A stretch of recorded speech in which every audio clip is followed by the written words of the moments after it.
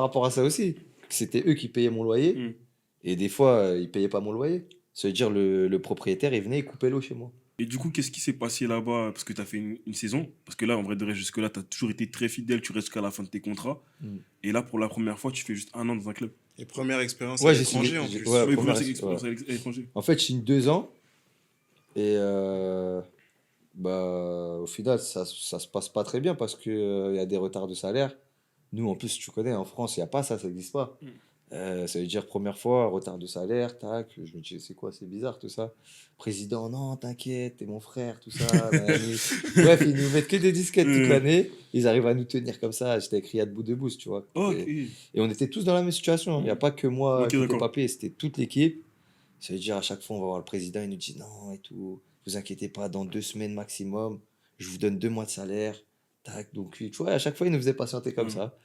Et jusqu'au bout d'un moment, après, bah, tu vois, on jouait, on était sérieux, on a fait notre job, on s'est maintenu, etc.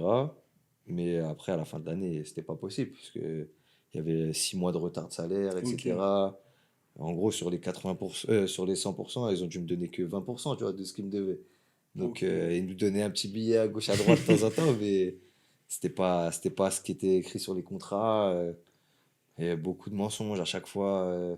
Oui, t'inquiète, dans un mois, sûr, tout est réglé, laisse-nous le temps, laisse-nous encore un mois.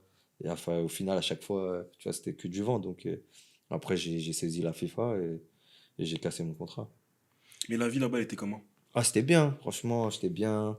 Beau temps tous les jours.